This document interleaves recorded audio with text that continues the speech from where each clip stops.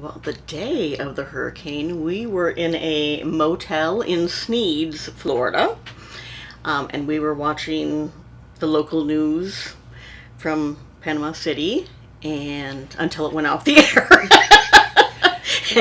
And we were pretty concerned about what was happening with our business and our home, and then they went off the air, and then we were really, really worried about what was going on.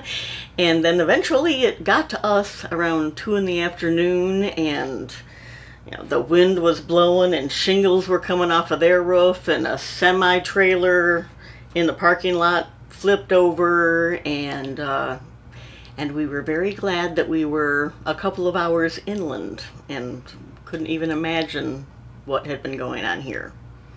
And what happened after that, as far as you're getting back to your home and your hotel and not knowing what you'd find and It what you was, did find? yeah, it was quite an adventure. We ended up leaving Sneads the next day because they didn't have electricity and weren't sure when they would ever have it.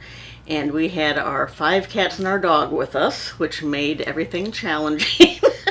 And we ended up in Montgomery because that was the closest we could find that had electricity and we could get all of our animals. And we spent a week and a half there. And it was very stressful because, of course, they weren't letting people into Gulf County. And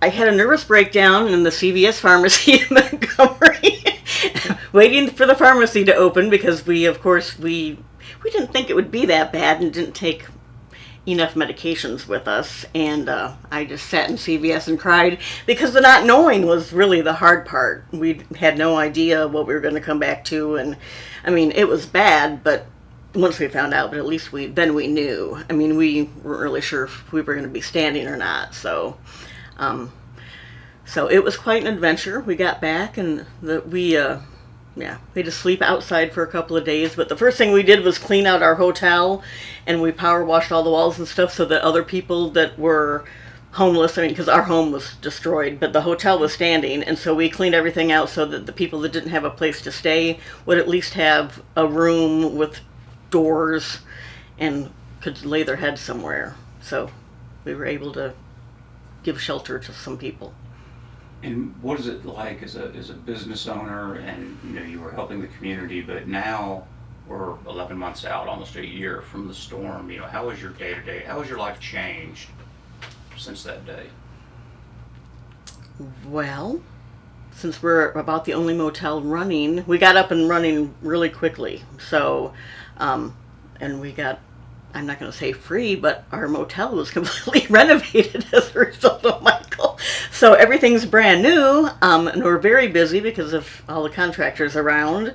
So, I mean, it was 6 months without any work, but at least, I'm not going to say we're doing great, but I mean, we're gonna make it through. I've never lived in hurricane land. I've always lived in tornado land, so we will be a lot more cognizant of hurricane warnings and what to do. I never want to live through anything like this again. I mean, looking back at all, it seems pretty unreal at this point. It's like surreal because it's been so long ago, but I'm gonna cry. I don't ever want to do it again.